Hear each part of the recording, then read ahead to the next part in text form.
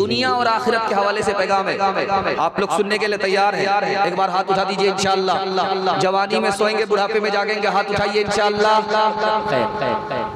माशाअल्लाह ज्यादा लोग डिस्ब्रेक मार करके साबित कर रहे हैं कि हम दिलो दिमाग से मुकम्मल जल सही में है, पिंडाल में है, ससुराल में नहीं। अल्लाह जज़ाए खैर दे। ध्यान से सुनिएगा, 200 साल का बूढ़ा जिंदा है। अमीर मुआविया रज़ी अल्लाह उनको पता चला, दौड़े दौड़े आए का मुबारक हो। 200 साल आप जिंदा हैं, 200 साल से आप इस दुनिया में जिंदा हैं। इस दुनिया को आपने कैसा पाया? उस बूढ़े का एक जुमला आपके सामने नकल करने के लिए जा रहे हैं। उस बूढ़े ने कहा कि दिन के बदले दिन, रात के बदले रात, नेकी के बदले नेकी, बुराई के बदले बुराई। मैंने दुनिया को 50-50 पाया, जो जैसा करेगा वैसा पाएगा। दुनिया में एक ही इंसान सबसे बड़ी उम्र का पैदा हुआ। उस आदमी का नाम था हजरत नूह अलैहिस्सलाम। उनसे पूछा गया, इतनी बड़ी उम्र आपको दुनिया में मिली, किसी को नहीं मिली, ये बताइए दुनिया को आपने कैसा पाया? उन्होंने कहा एक मकान था, उसके 2 दरवाजे थे, एक दरवाजे से दाखिल हुआ, दूसरे से निकल गया। बस इतनी जल्दी में इतनी लंबी उम्र।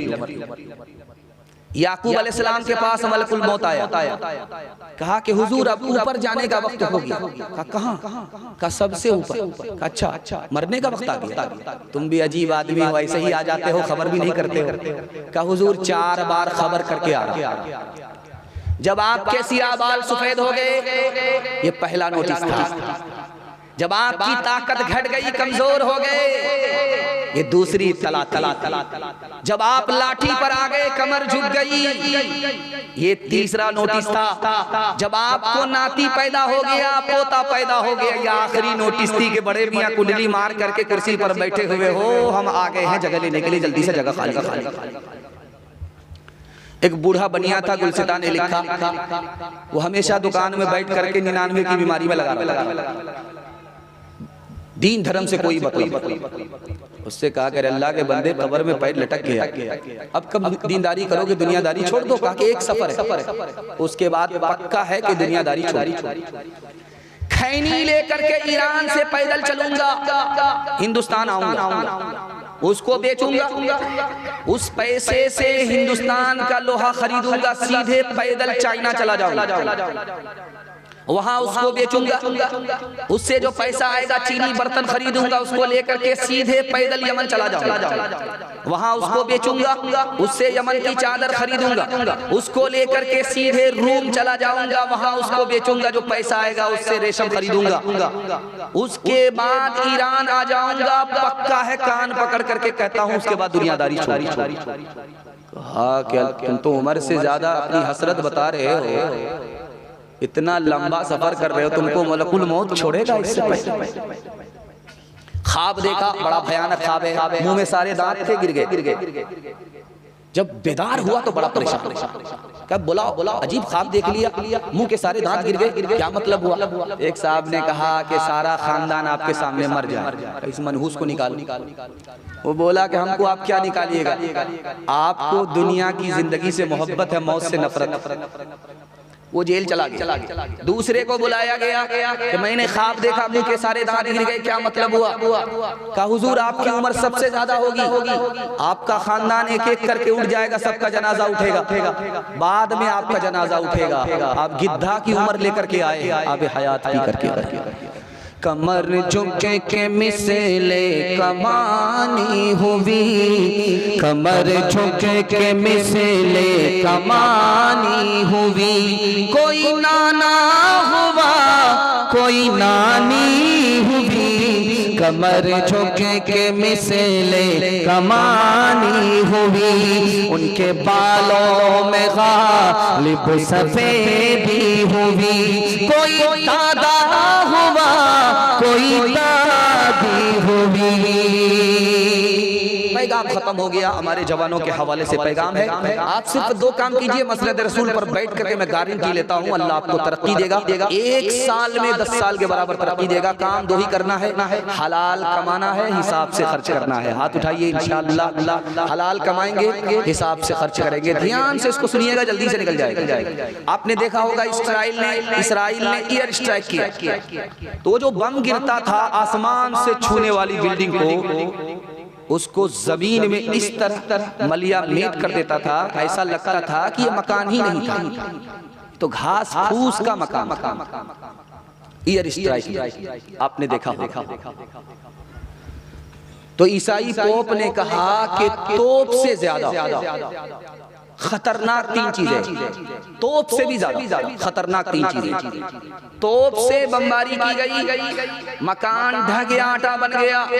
इससे भी ज्यादा खतरनाक 3 चीज है। ईसाई पोप ने कहा जिना उससे ज्यादा खतरनाक, गाना बजाना उससे ज्यादा खतरनाक, शराब उससे ज्यादा। 3 रेलवे स्टेशन एक नवाब की जमीन से गुजरते थे। उसका बेटा जिस दिन से जुआ खेलना शुरू कर दिया, एक एक जमीन हाथ से निकलने लगी। और वो दौर भी आया कि भीख का कटोरा लेकर के उस जमीन पर भीख मांग रहा है जिस जमीन पर उसके बाप के 3 रेलवे स्टेशन गुजरते थे। ये मद्रास बगल में है। काजी साहब आए रजिस्टर लेकर के, लड़का इधर बैठा, लड़की उधर बैठी, सबका नाम मुकम्मल करने के बाद कहा कि निकाह ऐसे नहीं पढ़ाऊंगा, 3 लाख काजियाना पहले जमा करो, उसके बाद निकाह पढ़ा। लोगों ने कहा बड़े बेशरम आदमी हो, काजी होकर के 3 लाख का मुतालबा करते हो। कहा हमसे बड़े बेशरम तो तुम लोग हो कि एक शादी में 30-30 लाख रुपया पानी की तरफ बहाते हो। जिस बेशर्मी से तुम पैसा खर्च करते हो, उसी बेशर्मी से मैं काजियाना मांग रहा हूं। जानते हैं हराम का 3 नुकसान। अगर आप हराम कमाएंगे तो आपके दिल का सुकून निकल जाएगा।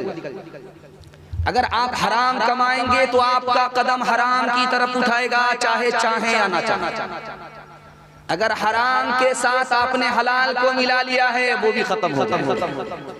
एक रात सुना रहा हूं, आदमी कंजूस क्यों होता है, हराम क्यों कमाता है, और हौसला हार करके बुज़दिल क्यों बन जाता है, इसकी क्या वजह है दिखाने के लिए। एक बादशाह था, फूटी कौड़ी किसी को नहीं देता, लेकिन अपनी तारीफ करता रहता था, मैं ऐसा हूं वैसा हूं। उसने एक सवाल कर दिया कि मेरी हथेली में बाल क्यों नहीं है, चमचा खड़ा हो बोला हुजूर आपका देते देते घिस गया इसलिए बाल। अब ये भी अपने अंदर शक करने लगा, यार ये कितनी गलत बात बोल रहा है, मैं तो फूटी कौड़ी किसी को नहीं देता।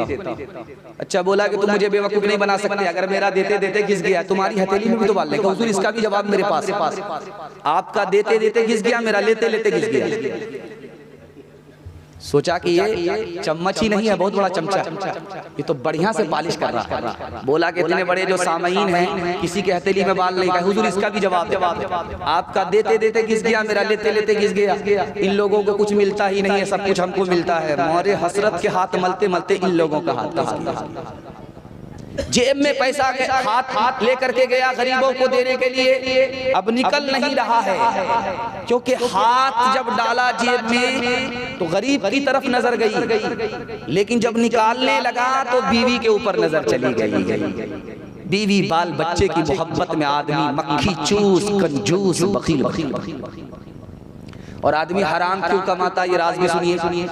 बीवी अलग से ताना मार रही है, माँ बाप अलग से ताना मार रहे, दुनिया कहां से कहां पहुंच गई, तुम वहीं के वहीं हो। अब इस ताने की ताब न लाकर ये आंख बंद करके कमाने लगता है। हराम को हराम नहीं समझता, हलाल को हलाल नहीं समझता, लूट करके ला रहा है, कूट करके। शादी का मौका है, बाप वकालत कर रहा है, बेटा खामोश। बाप कर रहा है कि अल्लाह ने मुझे क्या क्या कभी दे रखी है, सब कुछ दे रखा है, लेकिन अगर 4 चक्का दे दीजिएगा तो क्या फर्क पड़ेगा, आप ही की बेटी आएगी और जाएगी। अल्लाह ने हमें सब कुछ दे रखा, क्या कमी है। अगर डबल सामान दे दीजिएगा तो एक पर आराम दामाद करेगा, एक पर आराम आपकी बेटी करेगी। अगर बच्चे वाली गाय दे दीजिएगा, बच्चे वाली भैंस दे दीजिएगा, उसका दूध आप ही की बेटी पिएगी, आप ही का दामाद पिएगा। कितना बड़ा सियाना, काम भी निकालना चाहता है, बदनाम भी नहीं होना चाहता। एक भूमियार था, दुनिया को ठग करके जा रहा था, तो बेटा से बोला कि बेटा मैं फरिश्ते को भी ठगना चाहता। तो बेटा बोला बाप फरिश्ते को ठग ले, 1 मिनट करना यह है कि जब मैं मर जाऊं तो मुझको पुरानी कब्र में दफन करना, नहीं कब्र में दफन। अब्बा हुजूर नया मुर्दा नहीं कब्र में जाता, पुरानी कब्र में क्यों जाना चाहते हो। का जब फरिश्ता पूछने के लिए आएगा तो कहेंगे अभी तो पूछ करके गए थे, क्या बार बार दिमाग खराब करने के लिए आ गया। इंसाफ से आप बताइए, ये गाड़ी किसको मिली, बेटी दामाद को। ये सामान किसको मिला, बेटी दामाद को। ये भैंस किसको मिली, बेटी दामाद को। इस बानर बाप को क्या मिला, नाना की हुंडी। ये दूसरे की दुनिया बना रहा है, अपनी आखिरत बर्बाद कर रहा है। तू बदियाला दे बैल भरे जो पूरब पश्चिम जाएगा, या सूद बढ़ा कर लाएगा या टोटा घाटा पाएगा। क़ज़्ज़ाक़ अजल का रस्ते में जब भाला मार गिराएगा, धन दौलत नाती पोता क्या एक कुंबा काम न आएगा। धन दौलत नाती पोता क्या, धन दौलत नाती पोता क्या एक कुंबा काम न आएगा। सब ठाट पड़ा रह जाएगा जब लाख चलेगा बंजारा। कर तो भी तरक्की दुनिया में असबाब तिजारत पैदा गए। कर तो भी तरक्की दुनिया में, कर तो भी तरक्की दुनिया में असबाब तिजारत पैदा करे। कारून की दौलत ठुकरा दे, उस्मान की दौलत पैदा करे। कारून की दौलत ठुकरा दे, उस्मान की दौलत पैदा करे। तरक्की कैसे होती है ये राज आपके सामने है। तरक्की कैसे बर्बाद होती है, एक मिनट में बरसा बरस की तरक्की बर्बाद हो जाती है। कैसे ये राज आपको पूरे जलसे का खुलासा आपके सामने रखने के लिए जा रहा हूं। सुनने के लिए तैयार है? हाथ उठा दीजिए इंशाअल्लाह। दिल मिले या ना मिले हाथ मिलाएंगे, हाथ उठाइए इंशाअल्लाह। कोई फायदा नहीं होगा, पहले दिल मिलाइए उसके बाद हाथ मिलाइए। ध्यान से सुनिएगा इसको, जल्दी से निकल जाएगा। जानवर तीन तरह के। एक जानवर है जंगली, ना फायदा पहुंचाता है ना नुकसान पहुंचाता है। दूसरा जानवर है मुफीद, जैसे बकरी 2 मुट्ठी घास खाती है और दूध अपने मालिक को देती है, ये मुफीद जानवर है। और तीसरा जानवर है मुजिर, सांप, उसको दूध लावा खिलाया अपने मालिक ही को डस लिया। इमाम गजाली फरमाते हैं लोगों अगर जानवर ही बनना है तो ऐसा जानवर मत बनो जो नुकसान पहुंचाए। जानवर ही बनना है, ऐसा जानवर अगर नहीं बन सकते जो फायदा पहुंचाए तो कम से कम ऐसा ही जानवर बन जाओ जो नफा भी ना पहुंचाए नुकसान भी ना पहुंचाए।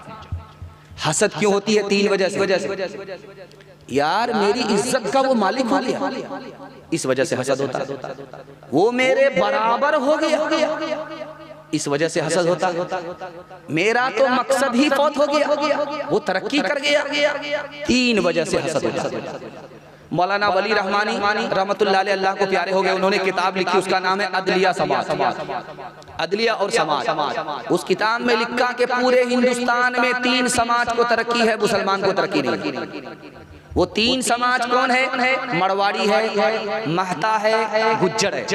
3 समाज को तरक्की, उसमें मुसलमान नहीं। तो उन्होंने वजह लिखी कि तरक्की क्यों है। तो आप अदालत में जाइए, कचहरी में जाइए और पूछिए कि मरवाड़ी का मुकदमा आता है कि नहीं आता। वो डायरेक्ट बोलेगा कि अदालत में मुकदमा उसका नहीं आता। क्यों भाई? झगड़ा नहीं होता? झगड़ा होता है, घर में बैठ करके हल हो जाता, और हमारा झगड़ा बगैर अदालत में आए हुए हल होता ही नहीं है। 2011 की रिपोर्ट है, मुसलमान का डोरी एक केस, एक डिस्ट्रिक्ट में 33 हजार। इस घर को आग लग गई, घर के चिराग। मरवाड़ी की दूसरी खूबी दिखाया कि मरवाड़ी में कोई अगर नीचे गिरता है तो सब लोग मिल करके उसको संभालते हैं, उठाते हैं। 100 मर्तबा नीचे जाएगा, 100 मर्तबा संभालेंगे। लेकिन मुसलमान में अगर कोई नीचे गया तो उसको ताना मारेंगे, उसकी चौहद्दी निकालेंगे, उसका एक एक ऐब ढूंढ करके निकालेंगे। और अगर कोई ऊपर जा रहा है तो उसकी टांग खींच करके बराबर करेंगे। इतनी जल्दी ऊपर जाने की जरूरत नहीं है, बराबर। काजी मुजाहिदुल इस्लाम साहब रहमतुल्लाह अलैह, अल्लाह को प्यारे हो गए, उन्होंने एक मिसाल लिखी कि पूरी दुनिया का केकड़ा जा रहा था यूरोप देखने के लिए किसका साइज कितना अच्छा है। केकड़ा जो होता है समंदर में, इसकी बड़ी बड़ी टांग होती है, बड़े बड़े पैर होते हैं। वो केकड़ा जा रहा है। हर मुल्क का केकड़ा डब्बे में बंद होकर के गया, लेकिन हिंदुस्तान का केकड़ा खुले डब्बे में गया। अब वो चेक इन मास्टर उसको हैरत हुई, यार ये केकड़ा है, इसको तो भागने का भागने की इसको आदत है, ये खुले डब्बे में क्यों ला गया, तो भाग गया होगा। तो हिंदुस्तान के नुमाइंदे ने जवाब दिया कि हिंदुस्तान का केकड़ा, ये हिंदुस्तान की जमीन में पैदा हुआ, इसकी खासियत है कि कोई अगर ऊपर जाएगा तो उसको खींच करके दूसरा वाला नीचे बराबर में लाएगा, इसलिए इसको खुले डब्बे में लाए हैं, बंद करके नहीं लाए। हाथ उठा करके वादा कीजिए, घर का झगड़ा घर में हल करेंगे, अदालत में नहीं ले जाएंगे। बिल्कुल सही जा रहा, हाथ उठाइए इंशाअल्लाह। और अपने रिश्तेदार को उठाएंगे, सहारा देंगे, ताना नहीं मारेंगे, हाथ उठाइए इंशाअल्लाह।